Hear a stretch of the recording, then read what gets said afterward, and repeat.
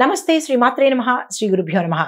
August 18, 2025 నాటి మేషాది ద్వాదశ రాశుల వారికి చెప్పదగిన గోచారరీత్యా ఫలితాలు, పరిహారాలు, సూచనలతో పాటు ఈ రోజు గ్రహస్థితులు ఎలా ఉన్నాయి, ఆ గ్రహాల యొక్క ప్రభావము ఈ ద్వాదశ రాశుల వారి మీద ఎలా ఉండబోతోందనే అంశంలో ముందుగా గ్రహస్థితులు చూసుకున్నట్టయితే కనుక సూర్యుడు కర్కాటక రాశిలోను, చంద్రుడు మిథునంలోను, కుజుడు మేషంలోను, బుధుడు వక్రీగతిలో కర్కాటకంలో సంచారం చేస్తున్నాడు. గురుడు వృషభంలోను, శని భగవానుడు కుంభరాశిలో వక్రగతిలోను, రాహు మీనంలోను, కేతు కన్యాలోను, శుక్రుడు సింహరాశిలోను సంచారం చేస్తున్నారు.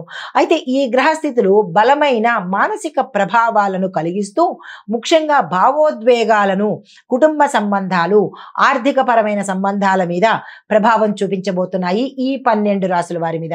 తదుపరి రాశి మకర రాశి. ఈ రాశి వారికి వ్యాపార ఒప్పందాలు చేసుకునేటప్పుడు జాగ్రత్తలు తీసుకోండి. మోసపోవడం కానీ, నష్టపోవడం కానీ జరిగే అవకాశాలు కనబడుతున్నాయి. నూతన పనులు ఆలస్యమయ్యేటట్టుగాను, మిత్రుల మధ్య అసమర్థత, భేదాభిప్రాయాలు వచ్చే అవకాశం కనబడుతోంది. ఈ విషయంలో జాగ్రత్తలు తీసుకోండి. మీకు చెప్పదగిన మంత్రము శని భగవానుడిని సాధ్యమైనన్ని సార్లు మంత్రజపంతో జపించుకోవడం కానీ, మంత్రం తలుచుకోవడం కానీ చేస్తూ నల్లని వస్త్రాలను దానంగా ఇవ్వడం కానీ, లేదా నల్లని వస్త్రాలను ధరించడం కానీ చేసి ఏ పనైనా చేసినట్టయితే మంచి ఫలితాలు పొందుతారు. తదుపరి రాశి కుంభరాశి. ఈ రాశిలో ఉండే వారికి చదువుకునే విద్యార్థులకు, ఉద్యోగం విషయంలో అంటే ఉద్యోగస్తులకు కొంత ఒత్తిడి ఎక్కువగా కనిపిస్తోంది.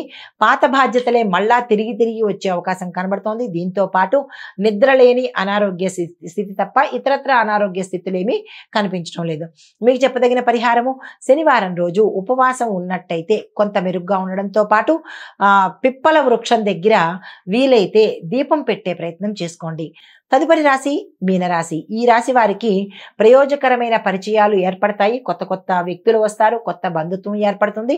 దీంతో పాటు భవిష్యత్తుకు మేలు చేసేటటువంటి అవకాశాలు కూడా వచ్చే అవకాశం కనబడుతోంది. కానీ శారీరక శ్రమ, శారీరక అనారోగ్యత ఎక్కువగా గోచరిస్తోంది. ఈ విషయంలో జాగ్రత్తలు తీసుకోండి. మీకు చెప్పదగిన పరిహారము కేతుగ్రహ శాంతి కోసము జపం కానీ, హోమం కానీ, పూజ కానీ, మంత్రం కానీ చదువుకున్నట్టయితే కొంత మంచి జరిగే అవకాశం కనబడుతోంది. కానీ ఈరోజు కుక్కలకి మీ చేత్తో ఏదైనా ఆహారాన్ని పెట్టినట్టయితే గోచారరీత్యా, గ్రహరీత్యా ఏమైనా ఇబ్బందులు ఉంటే కనుక అవి తొలగిపోయి సానుకూలమైన ఫలితాలు పొందుతారు. ఇది మేషాది ద్వాదశ రాశుల వారికి చెప్పదగిన గోచారరీత్యా ఫలితాలు, సూచనలు. నమస్తే.